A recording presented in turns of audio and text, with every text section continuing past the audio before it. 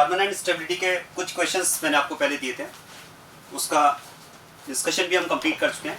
कुछ क्वेश्चंस आपको carbon and stability के लिए जो एप्लीकेशन नंबर 3 हमने डिस्कस की थी उसके लिए आपको और ट्राई करना है। इनके आंसर्स भी मैं आगे डिस्कस करूंगा। तो ये कुछ क्वेश्चंस हैं अनआयन स्टेबिलिटी के लिए जो आपको ट्राई करना है।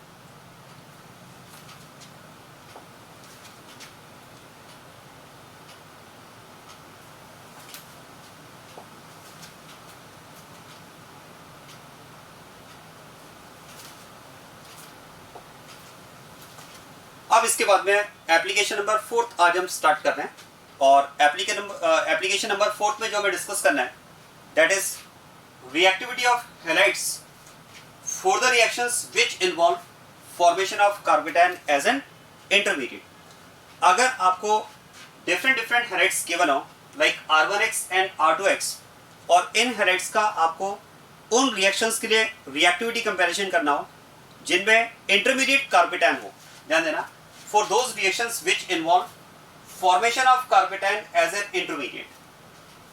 So the application is the point to be the point of discussion is how to compare reactivity of halides for the reaction which involve formation of carbatine as an intermediate. R1X and R2X. अगर हमें यहाँ पर ये comparison करना है कि इन halides का reaction के लिए रिएक्टिविटी ऑर्डर क्या होगा, तो ध्यान देना जिस रिएक्शन की हम बात कर रहे हैं उसमें इंटरमीडिएट कार्बेटाइन फॉर्मेशन की बात कर रहे हैं। आप ध्यान देना रिएक्शन एक तरह से आप कह सकते हैं this is suppose alkyl halide R1X and in which there is formation of R1 positive carbocation as an intermediate. आप देखो जिस रिएक्शन की हम बात कर रहे हैं वो एक तरह से हम कह सकते हैं 2 स्टेप पे रिएक्शन कंप्लीट हो रही है। फर्स्ट स्टेप में R1X बॉन्ड ब्रेक हो रहा है, R1 पॉजिटिव कार्बेटाइन का फॉर्मेशन हुआ है एज एन इंटरमीडिएट, और सेकंड स्टेप में न्यूक्लियोफाइल इस कार्बेटाइन से रिएक्ट करके प्रोडक्ट फॉर्मेशन कर रहा है R1NU। अब जरा ध्यान देना, देखो इस तरह से अगर हम बात करें तो ये रिएक्शन एक तरह से 2 स्टेप में रिएक्शन कंप्लीट हो रही है। It is 2 step reaction in which in the first step there is formation of carbocation as an intermediate and in the second step there is formation of product. और अगर हमें इस reaction के लिए इन हैलाइड्स का रिएक्टिविटी कंपैरिजन करना है तो क्वेश्चन है ये कंपैरिजन कैसे किया जाए। अब आप ध्यान देना, देखो जिस रिएक्शन की हम बात कर रहे हैं वो 2 स्टेप रिएक्शन है और ऐसा आपने पढ़ा होगा देखो कि रिएक्शन जब एक से ज्यादा स्टेप्स में कंप्लीट होती है तो जो रिएक्शन का स्लोएस्ट स्टेप होता है वो रिएक्शन का RDS होता है, रेट डिटरमाइनिंग स्टेप होता है। पढ़ा है आपने ऐसा, ठीक है। Reactivity of halides is to be compared for the reaction in which the reaction is 2 step reaction, 2 step में रिएक्शन कंप्लीट हो रही है। तो अब हमें पहले ये डिसाइड करना होगा कि इन दोनों स्टेप्स में से रिएक्शन का रेट डिटरमाइनिंग स्टेप कौन सा है। और जैसा कि कंसेप्ट में हम बात करते हैं कि जो रिएक्शन का स्लो स्टेप होता है वो रिएक्शन का RDS होता है। तो अब आप ध्यान देना इन दोनों में से पहले तो हमें ये डिसाइड करना है कि रिएक्शन का RDS कौन सा स्टेप है। ध्यान देना यहाँ पर पहले तो हमें ये डिसाइड करना है कि रिएक्शन का RDS कौन सा स्टेप है। चलो देखो रिएक्शन को अगर आप देखेंगे तो फर्स्ट स्टेप में ये एक स्टेबल मॉलिक्यूल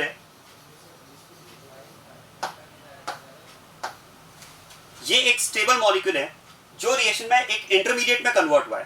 फर्स्ट स्टेप में क्या हो रहा है, एक स्टेबल मॉलिक्यूल जो है वो एक इंटरमीडिएट में कन्वर्ट हुआ है। क्या मैं बात कर सकता हूं this intermediate carbocation is unstable molecule,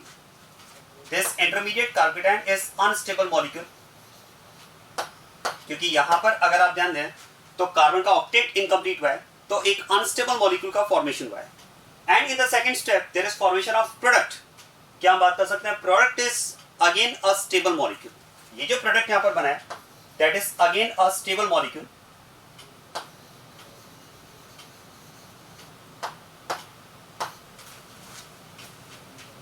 अब जरा देखो 2 स्टेप में रिएक्शन अगर यहां पर कंप्लीट हुई है तो फर्स्ट स्टेप में क्या हो रहा है, एक स्टेबल मॉलिक्यूल एक अनस्टेबल मॉलिक्यूल में कन्वर्ट हो रहा है, और सेकंड स्टेप में एक अनस्टेबल मॉलिक्यूल जो है वो एक स्टेबल मॉलिक्यूल में कन्वर्ट हो रहा है। तो ऐसे में तो फिर हम बात कर सकते हैं कि यहाँ पर stable to unstable and unstable to stable. अगर मैं इन 2 स्टेप्स में ये बात करना चाहूँ कि कौन सा स्टेप स्लो और कौन सा स्टेप फास्ट स्टेप होगा तो आप ही डिसाइड करें। एक स्टेबल मॉलिक्यूल अगर एक अनस्टेबल मॉलिक्यूल में कन्वर्ट होता है तो ये स्टेप स्लो स्टेप होना चाहिए या फास्ट स्टेप होना चाहिए? It should be slow step, because कोई भी स्टेबल मॉलिक्यूल इतना आसानी से अनस्टेबल मॉलिक्यूल में कन्वर्ट नहीं होना चाहेगा। तो आप ध्यान देना, इसका मतलब यहां पर हम बात कर सकते हैं कि it will be a slow step, ये यहां पर एक स्लो स्टेप होगा। जबकि आप सोचिए सेकंड स्टेप में अगर एक अनस्टेबल मॉलिक्यूल स्टेबल मॉलिक्यूल में कन्वर्ट हो रहा है, तो क्या मैं बात कर सकता हूं every unstable molecule has tendency to get stabilized, हर अनस्टेबल मॉलिक्यूल स्टेबलाइज होना चाहेगा। तो आप सोचिए अगर सेकंड स्टेप में एक अनस्टेबल मॉलिक्यूल स्टेबल मॉलिक्यूल में कन्वर्ट हो रहा है, तो डेफिनेटली उसकी स्टेबल मॉलिक्यूल में कन्वर्ट होने की टेंडेंसी बहुत हाई होगी, it will be a fast process. तो ये यहां पर एक फास्ट प्रोसेस होगा।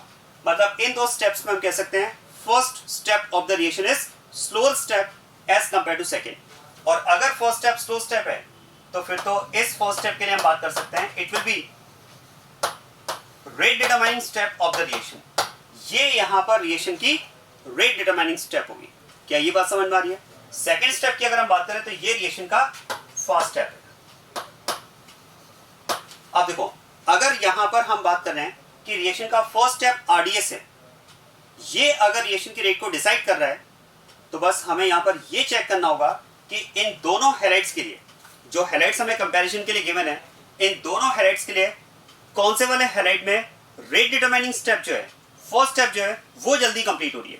क्योंकि आप सोचिए जिस हैलाइड के करस्पॉन्डिंग आरडीएस वाला स्टेप पहले कंप्लीट होगा, क्या मैं कह सकता हूं उसी हैलाइड के करस्पॉन्डिंग रिएक्शन की रेट हाई होगी, उसी हैलाइड के करस्पॉन्डिंग रिएक्शन फास्ट कंप्लीट होगी, उसी हैलाइड की रिएक्टिविटी इस रिएक्शन के लिए ज्यादा होगी। तो अल्टीमेटली आपको अगर कंपाउंड्स का रिएक्टिविटी कंपैरिजन करना है तो वो कंपैरिजन किस बेसिस पर होगा? आरडीएस के बेसिस पर होगा। दोनों हैलाइड्स के करस्पॉन्डिंग आपको रेट डिटरमाइनिंग स्टेप को कंपेयर करना होगा।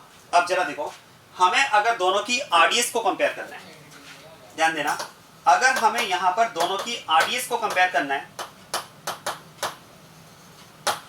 अगर हमें ये चेक करना है कि दोनों हैलाइड में से पहला स्टेप किस में जल्दी कंप्लीट हो रहा है, क्योंकि आप सोचिए जिस हैलाइड के करस्पॉन्डिंग फर्स्ट स्टेप पहले कंप्लीट होगा, क्या मैं कह सकता हूं उसी हैलाइड के करस्पॉन्डिंग ओवरऑल रिएक्शन फास्ट होगी, क्योंकि यही तो आरडीएस की इंपॉर्टेंस है। रेट डिटरमाइनिंग स्टेप का सिग्निफिकेंस क्या है? रेट डिटरमाइनिंग स्टेप से आप ये बता सकते हैं कि ओवरऑल रिएक्शन कितनी फास्ट हो रही है, किस कंपाउंड के करस्पॉन्डिंग ओवरऑल रिएक्शन फास्ट हो रही है। जिसका आरडीएस पहले कंप्लीट होगा उसी हैलाइड के करस्पॉन्डिंग रिएक्शन पहले कंप्लीट होगी। अब अगर हमें ये चेक करना है कि दोनों में से पहला स्टेप किसका कंप्लीट हो रहा है, फर्स्ट स्टेप दोनों में से किसका पहले कंप्लीट हो रहा है, तो बस आप ये चेक करो कि दोनों हैलाइड्स के करस्पॉन्डिंग कौन से हैलाइड में आरएक्स बॉन्ड पहले ब्रेक हो रहा है। क्योंकि क्या मैं कह सकता हूं फर्स्ट स्टेप में आरएक्स बॉन्ड ब्रेक हो रहा है, तो बस जिस हैलाइड में आरएक्स बॉन्ड पहले ब्रेक होगा उसी हैलाइड में आरडीएस पहले कंप्लीट होगा, और जिसका आरडीएस पहले कंप्लीट होगा उसी हैलाइड में रिएक्शन फास्ट होगी, वही हैलाइड मोर रिएक्टिव होगा। अब अगर हमें ये चेक करना है कि दोनों हैलाइड्स के करस्पॉन्डिंग कौन से हैलाइड में आरएक्स बॉन्ड पहले ब्रेक हो रहा है, तो क्या मैं कह सकता हूं अगर हमें ये चेक करना है कि आरएक्स बॉन्ड किस में पहले ब्रेक हो रहा है, तो बस हम ये देख लें कि इन दोनों कार्बोकेटायंस में से कौन से कार्बोकेटायन का फॉर्मेशन पहले हुआ है। क्योंकि क्या मैं कह सकता हूं जिस केटायन का फॉर्मेशन पहले होगा, अंडरस्टूड है, उसी केटायन के करस्पॉन्डिंग आरएक्स बॉन्ड पहले ब्रेक हुआ होगा। क्योंकि केटायन के फॉर्मेशन के लिए आरएक्स बॉन्ड का ब्रेक होना जरूरी है। तो हम अगर ये चेक करें कि दोनों केटायन में से पहले कौन सा केटायन बना, तो जो केटायन पहले बनेगा, अंडरस्टूड है, उसी के करस्पॉन्डिंग आरएक्स बॉन्ड पहले ब्रेक हुआ होगा। ये बात समझ में आ रही है? अब क्वेश्चन है कि हमें अगर ये चेक करना है कि दोनों केटायन में से पहले कौन सा केटायन बन रहा है, तो ये कैसे चेक किया जाए? देखो, दोनों केटायन में से कौन से केटायन का फॉर्मेशन फास्ट होगा, किस केटायन के फॉर्मेशन की टेंडेंसी ज्यादा होगी, ये हम चेक कर सकते हैं उनके स्टेबिलिटी कंपैरिजन से। उसके लिए हमें क्या करना होगा, इन दोनों केटायंस का स्टेबिलिटी कंपैरिजन करना होगा। आप ध्यान देना, R1 positive and R2 positive, अगर आप इन दोनों केटायंस का स्टेबिलिटी कंपैरिजन कर सकते हैं तो हमें इससे रिलेटेड उन सारे पॉइंट्स का आंसर मिल जाएगा जो मैं यहां पर डिस्कस कर रहा हूं। आप ध्यान देना, अगर हमें R1 positive and R2 positive in दो केटायंस का स्टेबिलिटी कंपैरिजन करना है, तो आप याद करें एप्लीकेशन नंबर 1 में हमने यही डिस्कस किया है, how to compare stability of carbocations. तो बस हमें इन केटायंस का स्टेबिलिटी कंपैरिजन करना है। और अब आप ध्यान देना, स्टार्ट करते हैं यहां से, स्टेबिलिटी ऑफ कार्बोकेटायन। चलिए मान लेते हैं R1 positive and R2 positive. ध्यान देना, इन दो केटायंस का हमें स्टेबिलिटी कंपैरिजन करना है और ऐसा मान लेते हैं suppose R1 positive is more stable then R2 positive. ऐसा मान लेते हैं कि R1 पॉजिटिव जो है वो R2 पॉजिटिव से ज्यादा स्टेबल है, राइट। तो अब आप ध्यान देना, R1 पॉजिटिव अगर R2 पॉजिटिव से ज्यादा स्टेबल है तो क्या आप बता सकते हैं दोनों केटायन में से किस केटायन के फॉर्मेशन की टेंडेंसी ज्यादा होगी? ऑब्वियसली R1 पॉजिटिव की, क्योंकि देखो जो केटायन लेस स्टेबल होगा उसके फॉर्मेशन की टेंडेंसी भी कम होगी। आप खुद ही सोचिए कौन सा मॉलिक्यूल पहले बनना चाहेगा, मोर स्टेबल मॉलिक्यूल पहले बनना चाहेगा या लेस स्टेबल मॉलिक्यूल पहले बनना चाहेगा? डेफिनेटली मोर स्टेबल मॉलिक्यूल ही पहले बनना चाहेगा। अगर मॉलिक्यूल लेस स्टेबल है तो उसके फॉर्मेशन की टेंडेंसी कम होगी। तो यहां पर हम कह सकते हैं कि इन दोनों केटायंस में से जो ज्यादा स्टेबल है उसके फॉर्मेशन की टेंडेंसी ज्यादा होगी, या कह सकते हैं उसका फॉर्मेशन फास्ट होगा। मतलब अगर बात की जाए रेट ऑफ फॉर्मेशन, तो क्या मैं कह सकता हूं rate of formation of R1 positive will be more as compare to R2 positive. क्या ये बात समझ में आ रही है? R2 पॉजिटिव के फॉर्मेशन की रेट कम क्यों है? क्योंकि R2 पॉजिटिव की स्टेबिलिटी कम है और जो केटायन जितना कम स्टेबल होगा उसका फॉर्मेशन उतना स्लो होगा। आप जरा ध्यान देना, ये बात आपको यहां भी समझ में आनी चाहिए। हमने कहा भी कार्बोकेटायन का फॉर्मेशन एक स्लो स्टेप है, क्योंकि ये एक स्टेबल मॉलिक्यूल एक अनस्टेबल मॉलिक्यूल में कन्वर्ट हो रहा है। तो कार्बोकेटायन का फॉर्मेशन एक स्लो स्टेप है क्योंकि कार्बोकेटायन एक अनस्टेबल मॉलिक्यूल है। तो क्या मैं कह सकता हूं फिर तो इन दोनों कार्बोकेटायंस में से जो केटायन ज्यादा अनस्टेबल होगा, इन दोनों कार्बोकेटायंस में से जो कार्बोकेटायन ज्यादा अनस्टेबल होगा, जितना ज्यादा अनस्टेबल होगा उसका फॉर्मेशन उतना स्लो होगा।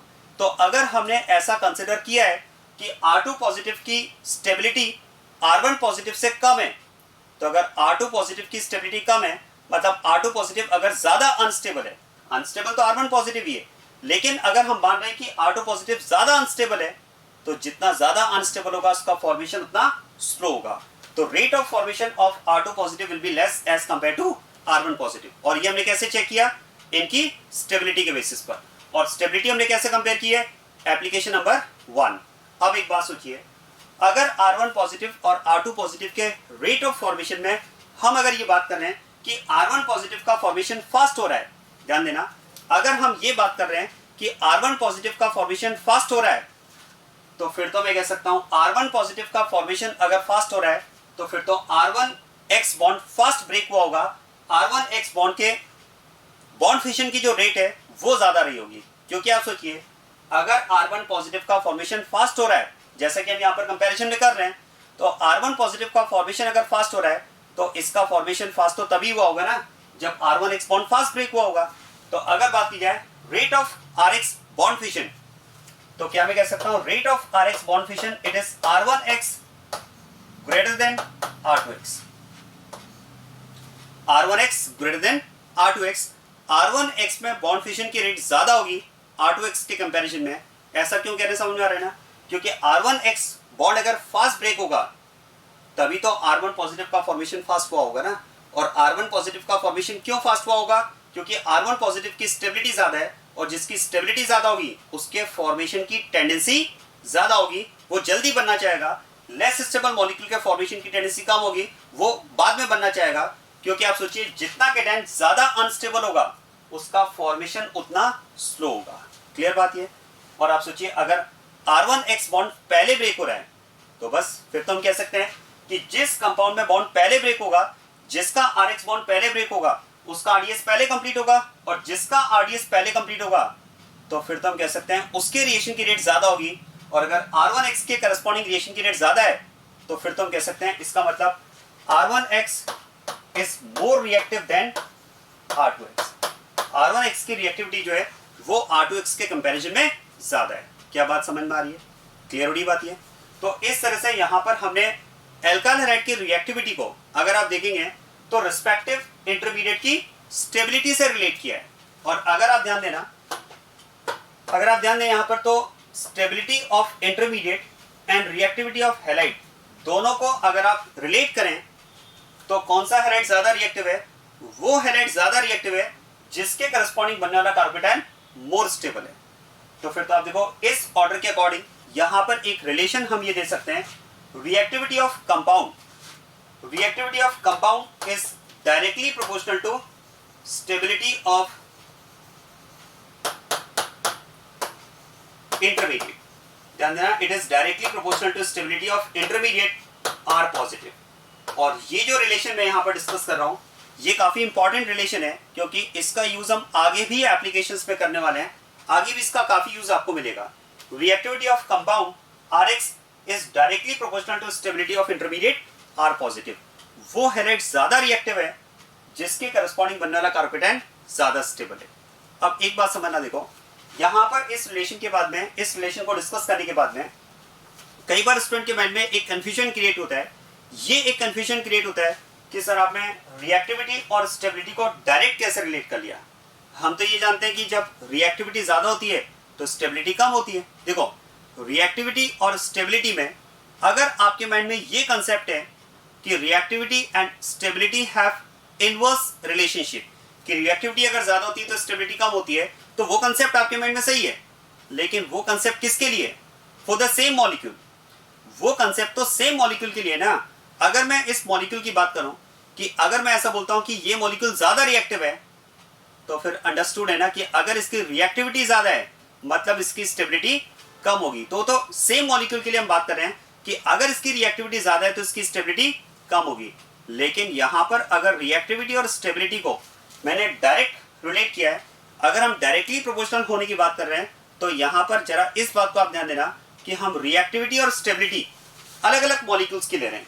यहां पर हम रिएक्टिविटी और स्टेबिलिटी अलग अलग मॉलिक्यूल्स की ले रहे हैं। रिएक्टिविटी तो हमने ली है यहां पर Rx की, और स्टेबिलिटी हमने यहां पर ली है कार्बोकेटाइन की। जरा ध्यान देना, रिएक्टिविटी तो हमने ली है कंपाउंड की, और स्टेबिलिटी किसकी लिए है? इंटरमीडिएट की। मैं ये कहना चाह रहा हूं कि ये कंपाउंड Rx ज्यादा रिएक्टिव है क्योंकि इसके करस्पॉन्डिंग बनने वाला कार्बोकेटाइन ज्यादा स्टेबल है। और ऐसा क्यों? क्योंकि जरा आप सोचिए, कार्बोकेटाइन का जो फॉर्मेशन है वही तो रिएक्शन की रेट को डिसाइड कर रहा है ना। अगर हम ऐसा बोल रहे हैं कि रिएक्शन का फर्स्ट स्टेप RDS है, मतलब formation of carbocation is deciding the rate of reaction. अगर कार्बोकेटाइन का फॉर्मेशन रिएक्शन की रेट को डिसाइड कर रहा है, तो फिर तो मैं कह सकता हूं कि कार्बोकेटाइन जितना फास्ट बनेगा, अब समझ इस बात को, मैं रिपीट कर रहा हूं पूरे कंसेप्ट को, कार्बोकेटाइन जितना फास्ट बनेगा रिएक्शन की रेट उतना हाई होगी, और रिएक्शन की रेट जितना हाई होगी रेस्पेक्टिव कंपाउंड में आप कह सकते हैं रिएक्शन फास्ट होगी, मतलब कंपाउंड मोर रिएक्टिव होगा। अब अगर हम कह रहे हैं कि कार्बोकेटाइन का फॉर्मेशन जितना फास्ट होगा, तो इस कार्बोकेटाइन का फॉर्मेशन फास्ट हो, इसके लिए हम क्या चाहेंगे? ये कार्बोकेटाइन मोर स्टेबल होना चाहिए या लेस स्टेबल होना चाहिए? आंसर है मोर स्टेबल, क्योंकि ये कार्बोकेटाइन जितना कम स्टेबल होगा इसका फॉर्मेशन उतना स्लो होगा, और अगर इसका फॉर्मेशन स्लो होगा तो जितना इस केटाइन का फॉर्मेशन स्लो होगा रिएक्शन की रेट उतना कम होगी, कंपाउंड की रिएक्टिविटी उतना कम हो जाएगी। तो इसका मतलब इस कंपाउंड की रिएक्टिविटी को हम किससे रिलेट कर रहे हैं? इस कार्बोकेटाइन के फॉर्मेशन की रेट से रिलेट कर रहे हैं। और ये कार्बोकेटाइन फास्ट बने तो तभी पॉसिबल है जब ये कार्बोकेटाइन स्टेबल हो। क्या बात समझ में आ रही है? तो देखो कार्बोकेटाइन जितना स्टेबल होगा, ध्यान देना, कार्बोकेटाइन जितना स्टेबल होगा इसके फॉर्मेशन की टेंडेंसी उतनी ज्यादा होगी। बात समझ में आ रही है? कार्बोकेटाइन जितना स्टेबल होगा इसके फॉर्मेशन की टेंडेंसी ज्यादा होगी, ये उतना जल्दी बनेगा, फास्ट बनेगा। और कार्बोकेटाइन अगर फास्ट बनेगा तो फिर तो अंडरस्टूड है कि रिस्पेक्टिव Rx में बॉन्ड फास्ट ब्रेक होगा, क्योंकि ये बॉन्ड ब्रेक होगा तभी तो कार्बोकेटाइन बनेगा। और रिस्पेक्टिव Rx में अगर बॉन्ड फास्ट ब्रेक होगा तो Rx बॉन्ड जितना फास्ट ब्रेक होगा रिएक्शन उतना फास्ट कंप्लीट होगी, रिएक्शन की रेट उतना हाई होगी, कंपाउंड की रिएक्टिविटी उतनी ज्यादा होगी। तो इस बात को समझ लेना कि यहाँ पर रिएक्टिविटी और स्टेबिलिटी हमने एक ही मॉलिक्यूल को रिलेट नहीं की है, हम रिएक्टिविटी Rx की ले रहे हैं और स्टेबिलिटी उसके करस्पॉन्डिंग बनने वाले कार्बोकेटाइन की ले रहे हैं। तो ये समझ में आ रहा है कि reactivity of compound will be directly proportional to stability of intermediate. Clear है बात? ये मैं एक बार फिर से रिपीट कर देता हूं, इसको आप समझ लेना, कंफ्यूज नहीं होना है, क्योंकि ये बहुत ही इंपॉर्टेंट कंसेप्ट है जिसका आगे हम यूज करेंगे। तो मैं यहां पर बात कर रहा हूं कि इंटरमीडिएट जितना स्टेबल होगा, ध्यान देना, इंटरमीडिएट कार्बोकेटाइन जितना स्टेबल होगा इसके फॉर्मेशन की रेट उतनी ज्यादा होगी। क्योंकि आप सोचिए, ये कार्बोकेटाइन, बनने वाला कार्बोकेटाइन जितना ज्यादा अनस्टेबल होगा, बनने वाला कार्बोकेटाइन जितना ज्यादा अनस्टेबल होगा इसका फॉर्मेशन उतना स्लो होगा। तो अगर मैं कह रहा हूं कि कार्बोकेटाइन R1 पॉजिटिव की स्टेबिलिटी अगर ज्यादा है तो मतलब इसके बनने की टेंडेंसी ज्यादा होगी, अगर इसके फॉर्मेशन की टेंडेंसी ज्यादा है मतलब इसके रेट ऑफ फॉर्मेशन ज्यादा होगा। और R1 पॉजिटिव के फॉर्मेशन की रेट अगर ज्यादा है तो अंडरस्टूड है R1X बॉन्ड के ब्रेक होने की रेट ज्यादा है, क्योंकि R1X बॉन्ड ब्रेक हो रहा है तभी तो R1 पॉजिटिव बन रहा है। तो अगर मान लो हमने ये कहा कि इन दोनों में से ये कार्बोकेटाइन ज्यादा स्टेबल है, समझना इस बात को, अगर हम कह रहे हैं कि ये कार्बोकेटाइन ज्यादा स्टेबल है तो अंडरस्टूड है इसका फॉर्मेशन फास्ट होगा, ये कार्बोकेटायन अगर कम स्टेबल है तो इसका फॉर्मेशन स्लो होगा, तो इसका फॉर्मेशन अगर फास्ट होगा, ये हमने डिसाइड कर लिया स्टेबिलिटी के बेसिस पर, तो इसका फॉर्मेशन तो तभी फास्ट हो रहा होगा ना जब R1X बॉन्ड फास्ट ब्रेक हो रहा होगा, और R1X बॉन्ड अगर फास्ट ब्रेक हो रहा है तो मतलब इस कंपाउंड की रिएक्टिविटी ज्यादा होगी, इसमें रिएक्शन की रेट हाई होगी. So reactivity of compound Rx will be directly proportional to stability of respective intermediate carbocation.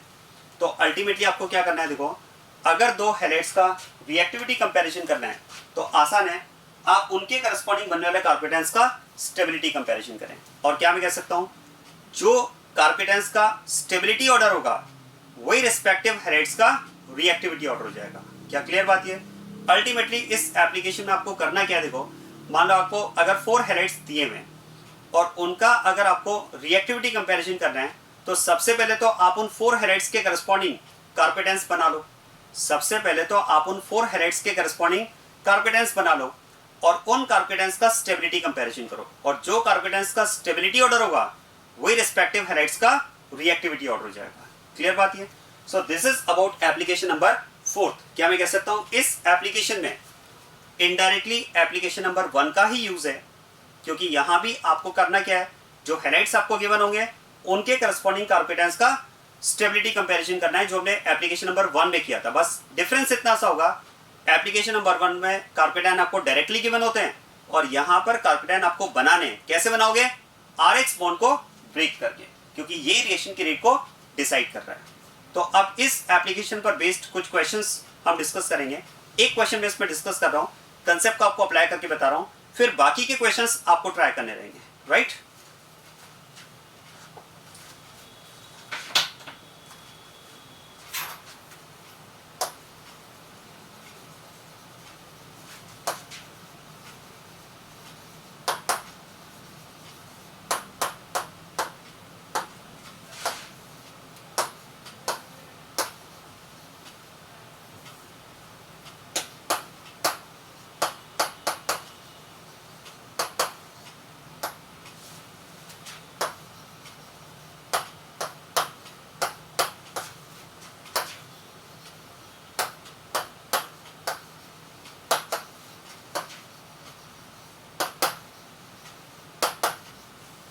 ये सपोज आपको 4 हैलाइड्स दिए हुए हैं और इन हैलाइड्स का आपको रिएक्टिविटी कंपैरिजन करना है.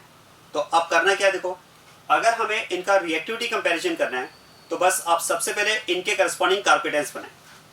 और कार्बोकेटायंस बनाने के लिए आपको क्या करना है, देखो आप इसमें RX बॉन्ड ब्रेक करेंगे, कार्बन क्लोरीन बॉन्ड ब्रेक करेंगे और इनके करस्पॉन्डिंग आप कार्बोकेटायंस बना लेंगे. ये कार्बोकेटायंस हमें मिल जाएंगे यहाँ पर, और बस अब हमें इन कार्बोकेटायंस का स्टेबिलिटी कंपैरिजन करना है. और कार्बोकेटायंस के स्टेबिलिटी कंपैरिजन के लिए आप आ जाएं एप्लीकेशन नंबर 1 पर, जिसमें आप याद करो हमने सीक्वेंस डिस्कस किया था. सबसे पहले हम देखते हैं चार्ज ऑन एटम. क्या मैं कह सकता हूं, चार्ज ऑन एटम तो सब में सेम है, it is on saturated carbon. तो अब हम बात करेंगे रेजोनेंस की. जरा ध्यान देना, in this carbocation resonance is present. इस पॉजिटिव चार्ज का बेंजीन के साथ में रेजोनेंस में इन्वॉल्वमेंट होगा. इन this case resonance is absent and it is absent. तो फिर तो यहां पर अगर हम बात करें स्टेबिलिटी ऑफ इंटरमीडिएट,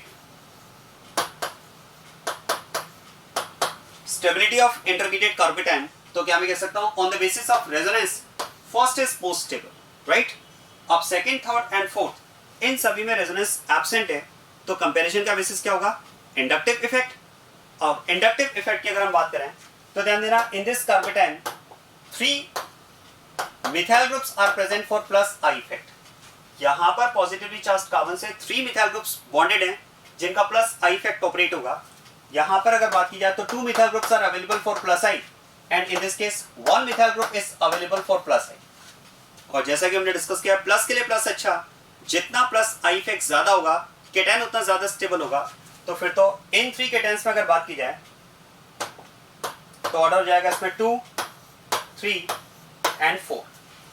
तो ये इन कार्बोकेटायंस का स्टेबिलिटी ऑर्डर है. और जैसे कि हमने डिस्कस किया, जो इंटरमीडिएट्स का स्टेबिलिटी ऑर्डर होगा वही रिस्पेक्टिव हैलाइड्स का रिएक्टिविटी ऑर्डर हो जाएगा. डायरेक्ट रिलेशन है. तो फिर तो इस केस में अगर बात की जाए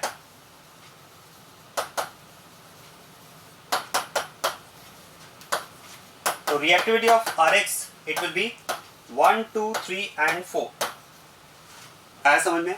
ये कंपाउंड सबसे ज्यादा रिएक्टिव होगा। क्यों? क्योंकि इसमें कार्बन क्लोरीन बॉन्ड सबसे पहले ब्रेक होगा, और कार्बन क्लोरीन बॉन्ड सबसे पहले ब्रेक होगा। ये कैसे पता चला? क्योंकि इसके करस्पॉन्डिंग कैटायन सबसे फास्ट बनेगा, और ये कैटायन सबसे फास्ट बनेगा। ये कैसे पता चला? क्योंकि ये कैटायन सबसे ज्यादा स्टेबल है, और जो कैटायन सबसे ज्यादा स्टेबल होगा उसके फॉर्मेशन की टेंडेंसी सबसे ज्यादा होगी।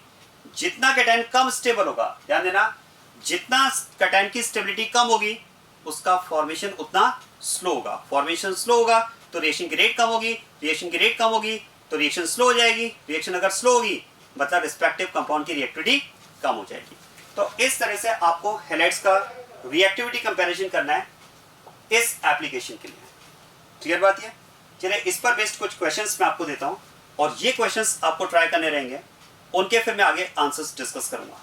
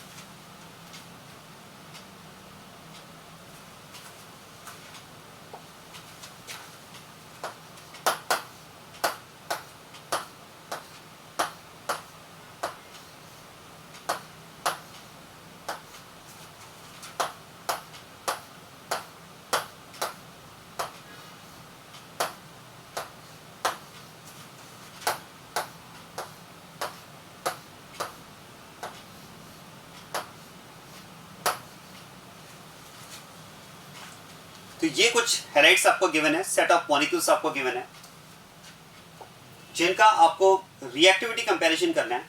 और रिएक्टिविटी कंपैरिजन में किस एप्लीकेशन के लिए हमें डिस्कस करना है, इसे किस रिएक्शन के लिए हमें रिएक्टिविटी कंपैरिजन करना है, तो उसके लिए हमने डिस्कस किया है you have to compare reactivity of given halides for those reactions which involve formation of carbocation as an intermediate.